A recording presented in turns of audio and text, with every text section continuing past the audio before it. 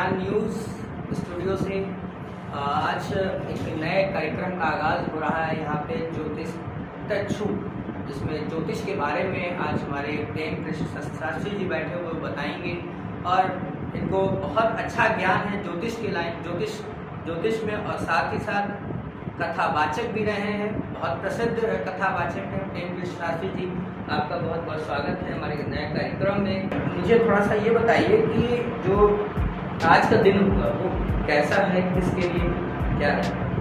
देखिए, आज विजयादशमी है और बुधवार दिन है।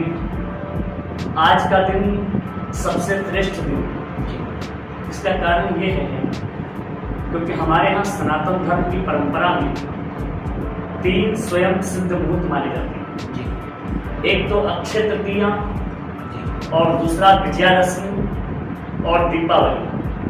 तो ये 3 जो स्वयं सिद्ध मुहूर्त हैं, इसमें कुछ भी विचार करने की जरूरत नहीं है। जैसे हमें कोई शुभ काम को करना है, शुभ कार्य का मतलब जो है शुभारंभ करना है, तो हम विजयादशमी सुनिश्चित कर सकते हैं, चयन कर सकते हैं, आराम से बिना पूछा कर सकते हैं। क्योंकि विजयादशमी इस दिन प्रभु श्री राम ने विजय प्राप्त की थी, इसलिए किसी भी क्षेत्र में विजय चाहिए तो विजयादशमी से कार्य का शुभारंभ करें। इसलिए आज का दिन सर्वश्रेष्ठ माना जाएगा, विजयादशमी।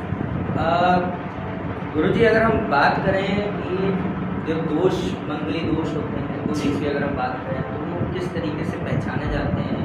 क्योंकि कई सारे लोगों के यही प्रश्न होते हैं कि मेरे में मंगली दोष है, मुझे पेट से कुछ शादी कुछ किया जाता है, वो शादी के टाइम में बाधाएं ज़्यादा आती हैं, तो इनका एक सरल सा उपाय क्या है? देखिए, 12 प्रकार का मंगली होता है हमारे यहाँ सनातन धर्म में। ज्योतिष में जन्मांक जो होता है, जिसमें 12 भाव होते हैं, जिसको लग्न से, द्वितीय से, तृतीय से द्वादशेष पर्यंत ये 12 खाने होते हैं। यदि लग्न में मंगल बैठा है तो मंगली दोष लगेगा। यदि मंगल चतुर्थ भाव में बैठा है, यानी चौथे घर में सुखेश भाव में बैठा है, तो मंगली दोष लगेगा। और वही मंगल सप्तम भाव में बैठ जाए तो भी मंगली दोष लगेगा, और अष्टम भाव में बैठे तो मंगली दोष लगेगा, और द्वादश भाव में बैठे तब भी मंगली दोष लगेगा। 12 प्रकार का मंगली होता है, लेकिन कभी कभी केंद्र में, जैसे पहला, चौथा और 7वां और 10वां, ये केंद्र कहलाते हैं। पहला भाव, चतुर्थ भाव, सप्तम भाव और 10वां भाव, ये हमारे जन्मांक के केंद्र भाव कहलाते हैं। और अगर इस केंद्र में कहीं बृहस्पति बैठा है और गुरु की पूर्ण दृष्टि मंगल पर पड़ रही है तो मंगल दोष खत्म होता है, उसके दोष का निवारण हो जाता है। यदि मंगल के साथ राहु बैठा हो तो मंगली दोष मिट जाएगा। इसमें मंगली दोष जो आपने पूछा है, इसके कई उपाय भी हैं। जैसे मंगली बैठी है तो मंगली लड़का भी होना चाहिए, ठीक है। आंशिक मंगली, पूर्ण मंगली, इसमें अलग अलग संग होते हैं कि आंशिक मंगली है तो थोड़ा बहुत पूजा पाठ करा के अपना जो है निवारण हो जाता है। और पूर्ण मंगली जैसे सप्तम भाव में है, अष्टम भाव में यदि मंगल बैठा है तो पूर्ण मंगली माना जाएगा। एक मंगली स्तोत्र भी है, इसका अगर पाठ करें उससे भी निवारण मिलता है। एक कुंभार विवाह जो आपने पूछा था, उसको कुंभार विवाह कहते हैं। एक पद्धति होती है जो है वृक्ष से शादी कराई जाती है। मेरे हिसाब से जो बरगद का पेड़ होता है उससे कराई जाती है, उससे शादी कराई, साथ में कुएं के साथ भी, कुएं के आसपास को मतलब जो है वही विवाह होता है, कुंभार विवाह उसे कहते हैं। तो उससे जो है वो दोष की निवृत्ति हो जाती है। इसलिए जो है 12 प्रकार का मंगली होता है। और ज़्यादातर अक्सर चाहे वो बेटा हो चाहे बेटी हो, ज़्यादातर मंगली दोष सभी में होता है, ठीक है। जैसे काल सर्प दोष सभी में पाया जाता है। जितने बड़े बड़े जैसे महात्मा गांधी आप ले लीजिए, जवाहरलाल नेहरू ले लीजिए, इनकी सबकी कुंडली में ज़्यादातर काल सर्प दोष थे। जैसे महात्मा गांधी की तुला लगी थी तो आप उसमें देखेंगे तो उसमें काल सर्प दोष पाएंगे। ऐसे ही काल सर्प दोष भी कोई भयावह चीज़ नहीं है। काल सर्प दोष का मतलब होता है कि कोई काम हम शुभ काम करते हैं तो उसमें कोई न कोई बाधा उत्पन्न हो जाती है, कोई न कोई एक ऐसा ब्रेकर आ जाएगा कि वो कार्य जो हमारा पूरा नहीं होगा, पूर्ण नहीं होगा। अच्छा, तो ये आपका आज हमने जो कार्यक्रम रखा हुआ है, इसका मतलब क्या है मेरे दर्शक? क्योंकि बहुत सारे दर्शक मेरे पूछ भी रहे थे कि जो कार्यक्रम का नाम है उसका अर्थ क्या है, तो थोड़ा सा बताइएगा। देखिए, चक्षु हमारे होता है नेत्र, हमारे यहाँ नेत्र वो चक्षु है, ठीक है। नेत्र कह लें, आंखें कह लें, ठीक है, चक्षु कह लें, एक ही शब्द है। तो ज्योतिष एक प्रकार से तीसरा नेत्र है। ज्योतिष एक प्रकार से तीसरा नेत्र इसलिए है क्योंकि इसके जरिए बहुत कुछ जान सकते हैं। जैसे आपके बारे में, आपके रूप रंग का, स्वभाव का, क्या आपके ससुराल किस दिशा में होगी, आपका जो है संतान, प्रथम संतान कैसे होगी, कैसे क्या है, इसका विवरण पूरा ज्योतिष के माध्यम से दिया जा सकता है। यदि date of birth, time of birth और जन्म स्थान, यह 3 चीजें हमें उपलब्ध हो जाएं तो इसके जरिए हमें बहुत कुछ जानकारी मिल सकती है आपके बारे में। मैं आप सभी को एक बात बता देना चाहता हूँ कि जिनकी समस्याएं हैं वो संपर्क करना चाहें तो हमारा नीचे नंबर फ्लैश कर रहा है। मैं एक बार नंबर बता देता हूँ, 7080049049 पर कॉल कर सकते हैं और अपनी जो समस्याएं हैं जीवन से रिलेटेड या फिर आपके घर में समस्याएं चल रही तो उन सभी चीज़ों के निवारण के लिए हमारे गुरु जी यहाँ बैठे हुए हैं, प्रेम कृष्ण शास्त्री जी, वो इन सभी चीज़ों के बारे में बताएंगे और आपको सिर्फ उपाय करना है और उसी उपाय से आपकी जो भी समस्याएं हैं वो दूर हो जाएंगी। तो तीसरा क्वेश्चन हमारा ये है कि जो ज्योतिष है वो क्या है? देखिए, ज्योतिष एक प्रकार से शास्त्र है। जैसे 6 शास्त्र हैं, ऐसे ही ज्योतिष हमारा एक शास्त्र है। जैसे 4 वेद है, ऋग्वेद, यजुर्वेद, सामवेद, अथर्ववेद, ठीक है, 18 पुराण हैं। ऐसे ही 6 शास्त्रों में ज्योतिष का भी नंबर उसमें जो है नाम आता है। 6 शास्त्रों में ज्योतिष का भी नाम।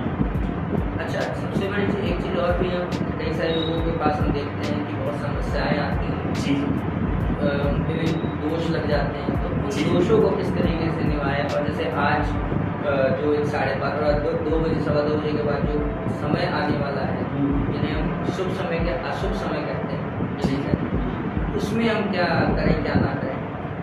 देखिए, ऐसा होता है हमारे यहाँ सनातन परंपरा में ज्योतिष में आपने देखा होगा राहु का और यमघंट का, ये सब अच्छा चर लग्न, स्थिर लग्न, ये जो लग्नें होती हैं और जो ये काल होते हैं, काल का होता है समय।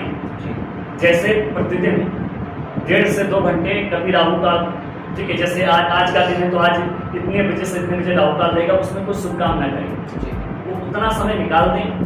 कहीं भी यात्रा करनी है, जिस दिन यात्रा करनी है उस दिन हम देख लें कौन सा नक्षत्र है, कोई नक्षत्र जो है कमजोर तो नहीं है और किस दिशा में, हमारे यहाँ दिशा का भी प्रावधान किया गया है, इसको हम दिशाशूल कहते हैं। दिशाशूल का मतलब होता है जैसे हमें इस दिशा में नहीं जाना चाहिए, ठीक है, और अगर जाएं तो उसका विकल्प होता है, अगर रविवार को जाना है तो भैया मीठा खा के जाओ, ठीक है, और गुरुवार को जाना है तो दही और चीनी खा लें, शुक्रवार को जाना है तो थोड़ा सा दूध पी लें और फिर यात्रा जो है प्रारंभ करें। वैसे मेरा अपना मानना है कि अगर हम प्रविष्ट नगर कीजिए सब राजा हृदय राज कौशलपुर राजा, इस चौपाई को 11 बार बोलें और जो श्वास चल रही हो वह कदम बढ़ाएं और माता पिता को प्रणाम करें, गुरुजनों को प्रणाम करें, भगवान को प्रणाम करें और भगवान का नाम लेकर के यात्रा निकल जाएं। यात्रा पूर्ण होगी और सफल होगी, साथ। आज आप जानते हैं दशहरा है, दशहरा का जी, तो थोड़ा सा दशहरा के बारे में बताइए। देखिए, आज के दिन आज हम क्या कर सकते हैं, क्या नहीं कर सकते? देखिए, अभी किस काम को लेकर रुकावट पैदा हो सकती है, वो सारी चीज़ें। देखिए, ऐसा है, अभी इस समय शुक्र अस्त चल रहे हैं। हमारे यहाँ जब शुक्र अस्त होते हैं तो उस समय विशेषकर विवाह इत्यादि वर्जित होते हैं, उनका निषेध माना गया है क्योंकि शुक्र इसका कारक होता है। हमारे दाम्पत्य जीवन का जो मालिक है उसका नाम है शुक्र, और अगर शुक्र अस्त हो तो शुक्र अस्त में प्रयास करें कि शादी विवाह इत्यादि न करें, ये सब वर्जित होते हैं। लेकिन आज मैंने अभी थोड़ी देर पूर्व आपसे कहा था कि ये स्वयं सिद्ध मुहूर्त है। अगर कोई शुभ काम का मतलब शादी से नहीं, जैसे आपको बिजनेस करना है या किसी नए काम का शुभारंभ करना है तो आज के दिन आप कर सकते हैं, इसमें ये श्रेष्ठ है। लेकिन अगर जो शादी ब्याह उसमें शुक्र अस्त है तो उसमें वो नहीं, उसके लिए विशेषकर जैसे मृत्युबान, तो शादी में मृत्युबान का विचार किया जाता है। अच्छा, शादी में जैसे मान लिया आज की लग्न है, रात्रि लग्न है जी, तो रात में शादी हो रही है, लेकिन अगर वो 1:30 से 2:30 बजे मृत्युबान लगा लें तो उस मुहूर्त को आप कहाँ ले जाएंगे? मजबूरी होगी, फिर पूरी रात में शादी चलती रहती, उसी में वो बार वो लगा रहता है, उसमें ध्यान नहीं देते। उसमें अलग अलग विचार किया जाता है कि इस दिन सबसे बड़ी चीज़ है कि इसमें नक्षत्र देखा जाता है। जैसे अनुराधा नक्षत्र है, मुख्य नक्षत्र है, श्रवण नक्षत्र है, रोहिणी नक्षत्र है, ये नक्षत्र बलि होते हैं। इन नक्षत्रों में किया गया कार्य सार्थक और सफल होता है। पंडित जी, हमारे साथ एक कॉलर जुड़ रहे हैं जी। हेलो, राधे राधे। आपका शुभ नाम क्या है? उत्कर्ष नाम है जी जी। क्या समस्या है? समस्या हमारी ये है कि जैसे कोई भी काम हम करते हैं तो वो बनते हुए सड़ जाता है, ऊपर से पता कितना ज़्यादा खर्चा हो गया है और काम के बाद कैसे क्या हो। अच्छा, क्या डेट ऑफ बर्थ मिल सकती है? हाँ जी बोलिए।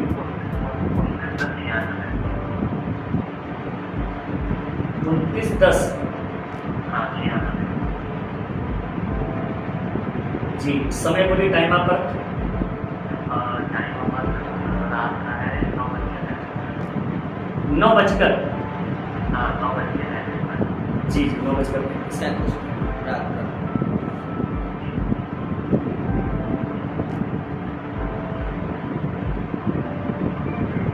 जन्म स्थान जान सकेंगे? हाँ जब जी जी।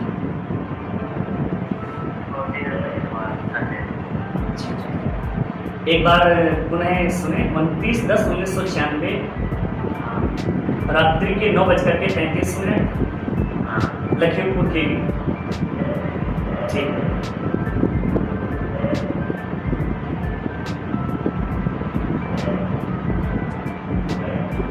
रोहिणी नक्षत्र में आपका जन्म हुआ है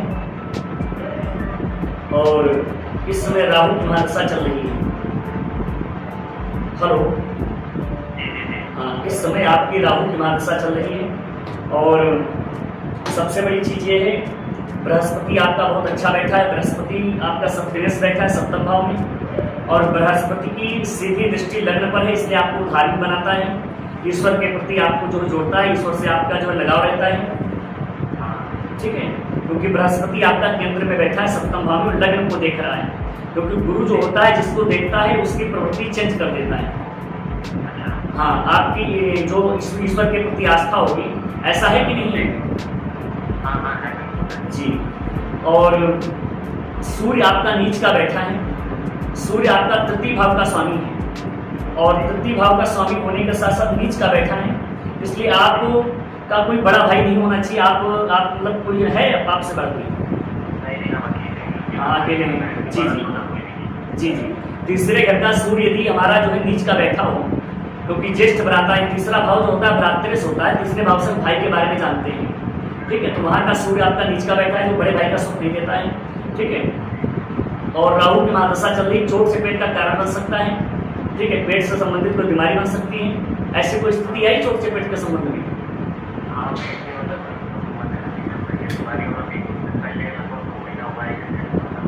अच्छा अच्छा अच्छा।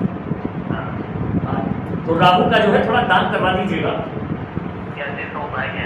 हाँ, राहु के लिए आप एक काम करिए, आप जो है बुधवार के दिन अगर हो सके तो हरा चारा लेकर के गौ माता को खिलाइए। हाँ, बुधवार के दिन यदि मिल जाए गौ माता तो उनको हरा चारा खिलाइए, अथवा जो है एक काला वस्त्र ले लीजिएगा, एक नारियल ले लीजिएगा। ठीक है, काले तिल और कुछ दक्षिणा रख लीजिए, काले फूल रख लीजिएगा और किसी भी नवग्रह मंदिर में जाकर के और वहीं जाकर के पंडित जी को प्रदान कर दीजिएगा। हाँ, राहु का उपाय जल्द से जल्द करवा दीजिएगा, क्योंकि राहु की महादशा 18 साल चलती। राहु के बाद जो बृहस्पति की महादशा आएगी वो आपके लिए हितकर रहेगी और श्रेष्ठकारी रहेगी। ठीक है, और सूर्य की उपासना अवश्य करिएगा सभी। और आप जी हेलो,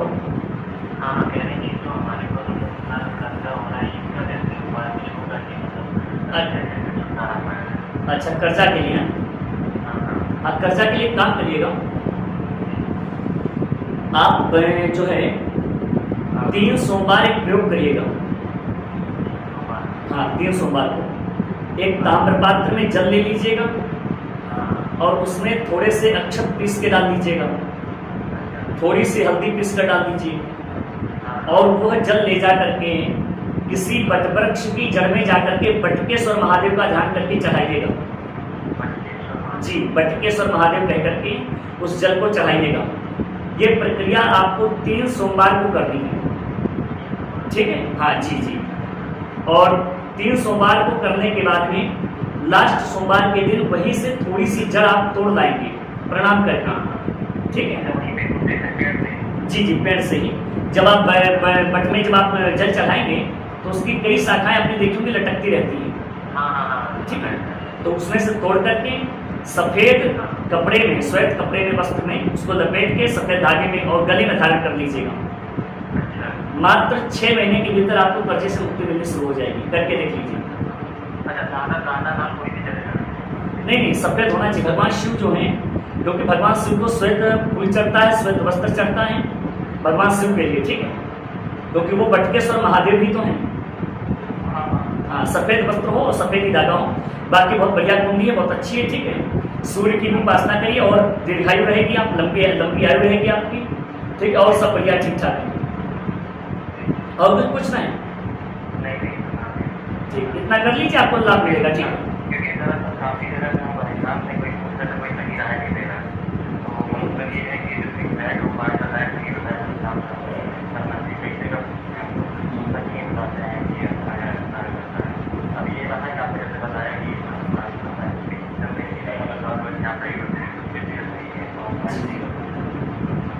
नहीं, इसको करिए आप, ठीक है। देखिए, आपको एक बात बता दें, विश्वासो फलदायिका, विश्वास बहुत बड़ी चीज होती है। हमारे सनातन परंपरा में विश्वास बहुत बड़ी जो है। देखिए, विश्वास यदि आपको नहीं है तो लाख आप चाहे कुछ भी बता दें और आपको फायदा नहीं मिलेगा, ठीक है। विश्वास के साथ आप भगवान पर विश्वास करिए, आप किसी व्यक्ति विशेष पर नहीं। आप जिसकी आराधना करने जाएंगे बस आप ईमानदारी से काम करिए, फिर ठीक है, इसमें आपको जो है पूरा लाभ मिलेगा। दूसरी चीज, कोई इसमें दोष नहीं है, आप मंगली है नहीं, ठीक है। बाकी सब कुंडली बहुत अच्छी है, ठीक है, ठीक, इतना करिए, लाभ मिलेगा, ठीक ठीक। राधे राधे। हमारे साथ हर्षित जी जुड़े हुए थे लखीमपुर खीरी से। उनके कई सारे प्रश्न थे जो कि हमारे आचार्य कुमार गुरु जी ने उनके प्रश्नों के जवाब दिए। और आप सभी लोगों को एक निवेदन करना चाहता हूँ कि आप सभी लोगों के अगर कोई सवाल जवाब हैं और ज्योतिष से रिलेटेड है तो पूछ सकते हैं कभी। धन्यवाद। आप देखते रहिए ज्योतिष तत्व।